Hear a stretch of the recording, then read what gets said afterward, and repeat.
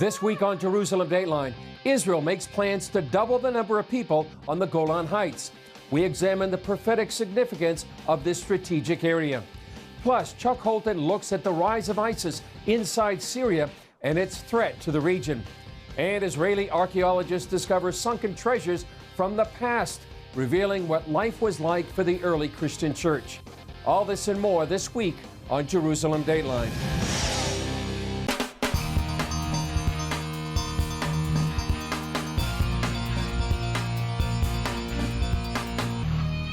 Hello and welcome to this edition of Jerusalem Dateline. I'm Chris Mitchell.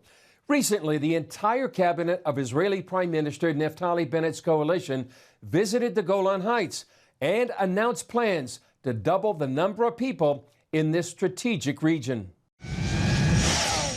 The Golan Heights is Israeli. This is obvious. Since 1981, Israeli law was applied on it. It's above any debate. The fact that the Trump administration recognized it and the fact that the Biden administration clarified there is no change in this policy is also of importance. After 10 years of the horrible civil war in Syria, any sensible person understands a peaceful, flourishing, and green Israeli Golan Heights is preferable than any other alternative. In March of 2019, U.S. President Donald Trump recognized Israeli sovereignty over the Golan Heights. Israel thanked him by naming a community after him. But who would want to live so close to a hostile Syrian border that threatens Israel? Here's a story we did before the COVID pandemic with CBN's Scott Ross. He visited the Golan Heights after Trump's recognition, and he met some Israelis who say they wouldn't want to live anywhere else. And what are we looking at here from this point of view? So the Sea of Galilee is down, straight down here. Right in front of you, you have the mountains of Tiberias. Right after them, behind them, you have the mountains of Nazareth. And then as you go to the right, to the north, you get to the Upper Galilee. And of course, this is where most of the Gospels took place, around the Sea of Galilee. Amitai Elon owns a holiday village called Natur at the top of the Sea of Galilee on the Golan Heights. Why have you chosen to live here? If you want to live in nature, surrounded by beautiful nature and the sound of birds, you can go to the Golan, Galilee, and you can go to the Negev desert. Now this is a farm. So it's a farm, it's a space that we use for a lot of things. We're sitting right now in a geodesic dome that is a greenhouse. Sometimes it will hold an event, a venue, or a party, or a camping of a big family. It's kind of magical. But as beautiful and peaceful as it is, the borders of Lebanon and Syria run along the Golan Heights. Iran, too, is trying to set up bases on the Syrian side nearby from which to attack Israel. How far are you from the Syrian border? Very close. There's no threat from the other side? Except for 67 war and 73 war, this place has been the safest in the country. Have you grown more apprehensive since Iran has gained a bigger foothold near the Israeli Golan? If you look at the big picture of the history of this place, thousands of years, we had extremely ups and extremely downs, but we're here. Further north, we visited security expert Kobi Maron, who was the former Israeli military commander on the Golan Heights and now lives here. With the unstable situation in Syria, with the Iranian deployment, it's critical for Israel to be here in the Golan Heights and stay here, because with so many challenges, I can't think about the situation that we could be on the 67 line. Israel captured the Golan Heights in 1967 during the last 2 days of the Six-Day War. The Israeli-Syrian border along the Golan is about 55 miles long. Are you under a constant threat here? We feel very safe. The Israeli deterrence is very effective. The Iranian regime had a project. They plan to have here across the border 100,000 Shiite militias with the Hezbollah. They plan to have Air Force bases, Navy bases, intelligence centers. They plan to have an advanced industry to produce precise missiles that can be a real threat for the center of Israel and the strategic spots of Israel. So that's why we saw in the last 3-4 years that Israel attacked this Iranian deployment and destroy, and we become very successful. Some 50,000 people, more than half Jewish Israelis, live on the Golan Heights. but internationally it's considered occupied territory. In March 2019, however, President Trump broke with tradition and recognized the strategic heights as part of Israel. Israel named a community in his honor, calling it Trump Heights. It's a dramatic statement. It's unbelievable. It's so important for positive, sure. It's significant declaration because it came from the strongest and the most important Israeli allies, United States. With the Trump recognition about the Golan Heights, there is a big challenge for the next Israeli government. I think we have to bring 100,000 Israelis to the Golan Heights in the next 10 years. I met Eliyahu Berkowitz in Katzrin, the largest city on the Golan Heights. He immigrated to Israel 28 years ago from New Jersey and moved to the Golan about 7 years ago. Are you at all intimidated by the events surrounding Israel and specifically the Golan? We're always worried about Israel, but there's a lot to be optimistic about. I don't know what people think of the Golan.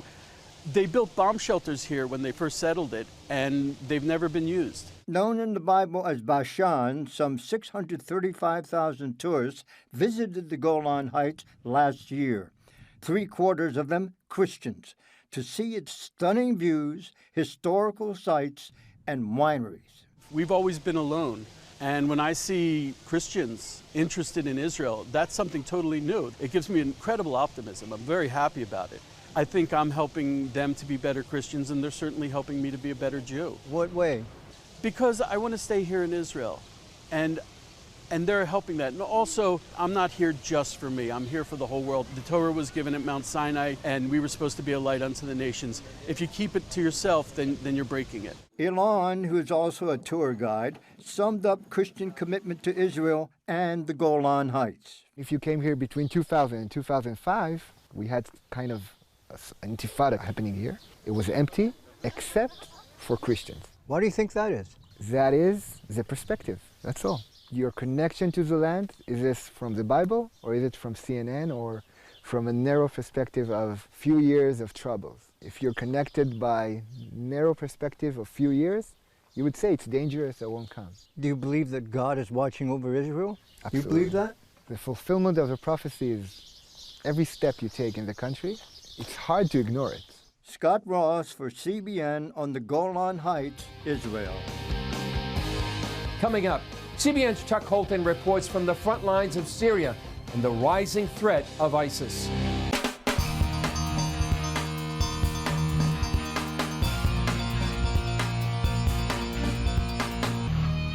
After the disastrous U.S. pullout from Afghanistan, ISIS followers were emboldened around the world.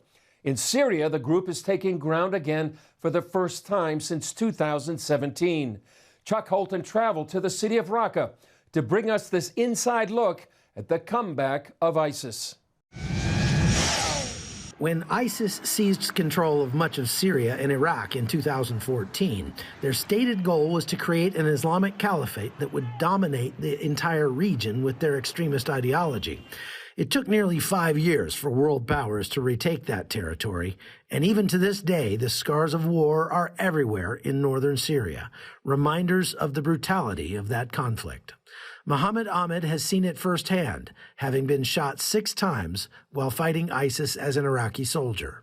You see this piece of metal, like pipe, and they cut it, and they weld it, and they make a small hole, and they put explosive stuff inside it, and they make a charger inside it, and with wire, and they bomb like armored or tanks or people, and these things make like huge explosion.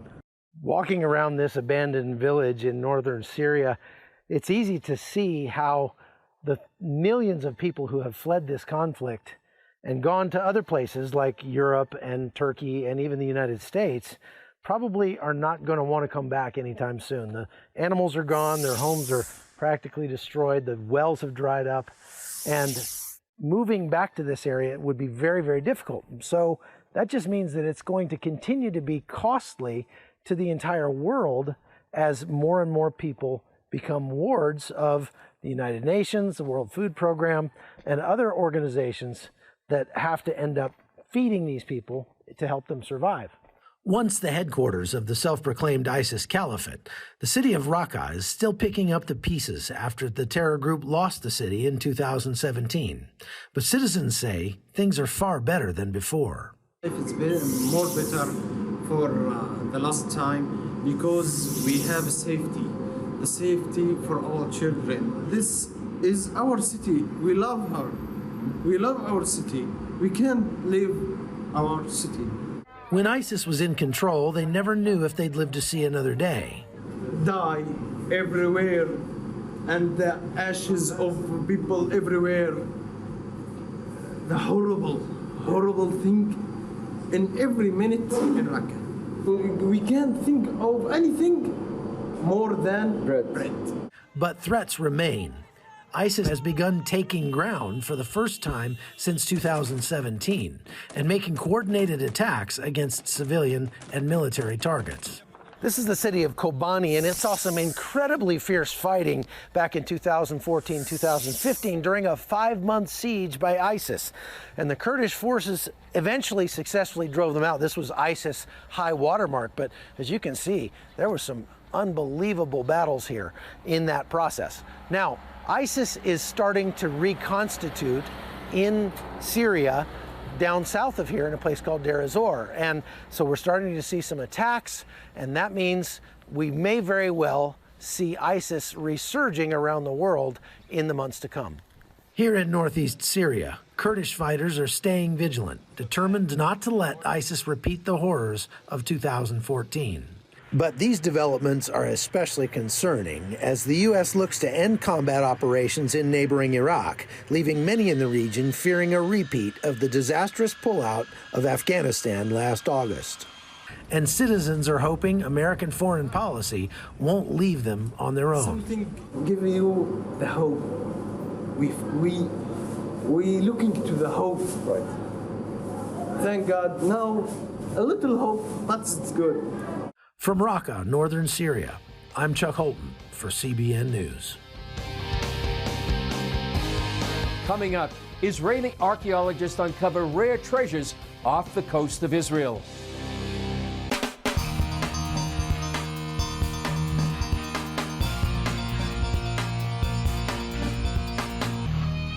Recently, Israeli archaeologists discovered spectacular treasures off the coast of Israel. The ancient finds open a window into what life was like in the early Christian church. At the entrance of the harbor of Caesarea, divers from the Israel Antiquities Authority made a rare discovery. To find two different shipwrecks mixed together on the same site in a difference of more than 1,000 years. To try to imagine that the ship was wrecked in the Roman period at the site, and then 1,000 years later, another ship was wrecked on maybe on the top of it or in the air of it. It was really interesting. In one area, Sharvit and his partner found both bronze coins from the 3rd century and silver coins from the 14th century. They're amazing, actually, from our point of view, because they are telling a story. It's not only the artifacts, it's the whole story of all the shipwreck. What is the ship were doing there, the period, what was the position or the situation of what was happening with the ship. The treasures also included a bronze eagle figurine, a symbol of Roman rule, and a red gemstone with the carving of a lyre, or what's known as David's harp. In the book of 1 Samuel from the Bible, it says David played his harp for King Saul. They also found a gold ring with the reference from the New Testament. This is the Good Shepherd ring found in the shipwrecks in the Mediterranean, and it helps tell the story of early Christians in the city of Caesarea during the Roman Empire.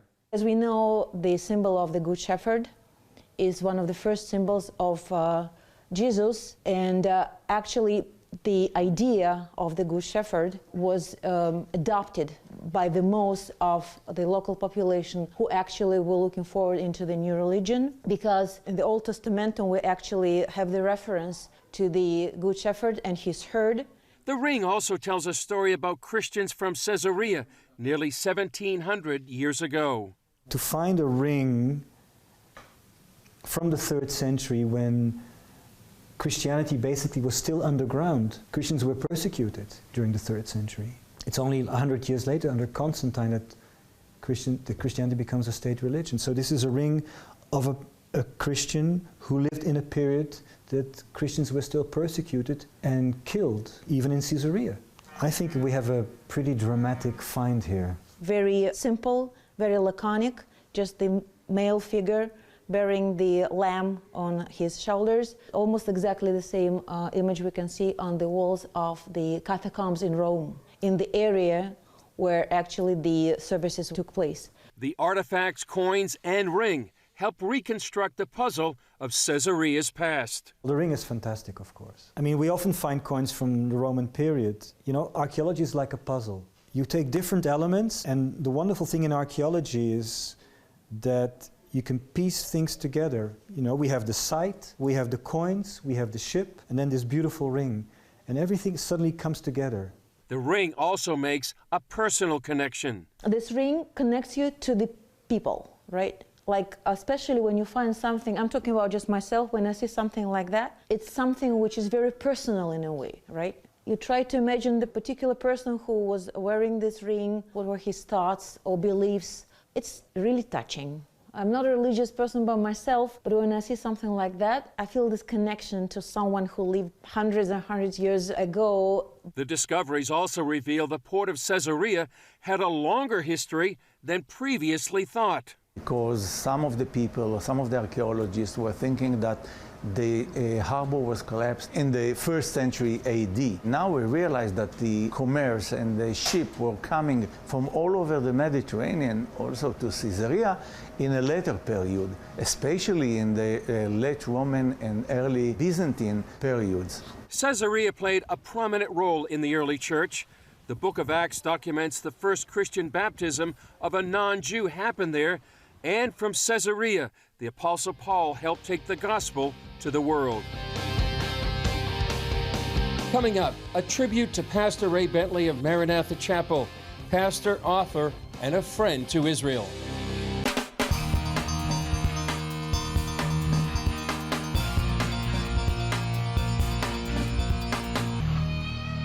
Well, finally, Pastor Ray Bentley, founding and senior pastor of Maranatha Chapel in San Diego, California, passed away this week. His church released this statement: "With grieving hearts, we need to let you know that our dear Pastor Ray went home to be with the Lord this afternoon due to complications of COVID. We are all in shock and heartbroken. We find comfort in knowing that he is rejoicing in heaven with his beloved Jesus." Pastor Bentley founded Maranatha Chapel in August 1984 when he began teaching a small Bible study in a recreation center with 30 people. Now, Maranatha serves 7,000 people weekly through its various ministries. He reached thousands more on his daily radio show, Maranatha Radio, as he takes the whole gospel to the whole world. Many of his messages and devotionals can be seen on his website. Bentley also founded the Nehemiah Fund, an outreach ministry dedicated to helping and blessing Israel and her neighbors. The ministry is based on the scripture in Genesis 12:3. "I will bless those who bless you, and I will curse him who curses you. And in you all the families of the earth shall be blessed." Many considered Bentley an expert on biblical prophecy. He wrote the Holy Land Key, unlocking end times prophecy through the lives of God's people in Israel. He also just completed a trilogy called The Elijah Chronicles, along with Brock and Bodie Tenney. These geopolitical thrillers centered around Jerusalem and brought end-time prophecy to life. He discussed that trilogy with CBN News last year in this interview. Christians need to wake up and realize what time it is. You know, we can argue on little details here and there, but the big picture is we're living in the most prophetic Kairos hour that the church has ever known before. And, you know, I hope people get excited about it. And then I pray that that turns into a fire that burns in their heart to, in these days, be bold, not be afraid, not be intimidated, not to, you know, hide your light under a bushel. But this is the time to speak up, be bold, share your faith with your family, your friends. We're kind of literally living in the days of the church of the book of Acts, where there was persecution, opposition, political upheaval, tremendous harassment coming against Paul as he travels 3 missionary journeys, planting these churches and synagogues and some are accepting, some are fighting. Everything's happening literally as it was 2,000 years ago. To me, it's the most exciting time to be alive and to be a child of God. Step into the story. God is, this is not for us to just sit in the stands, eat popcorn, and say, wow, look what's happening to the Jews and the believers in Israel or the Middle East or whatever. God is calling us to get out of the stands, put your popcorn on the side, walk down on the field, whether that field is Europe or Asia or Africa or America, you're on the field and you've got plays. The coach is saying, I'm sending you in. You have a role to play today.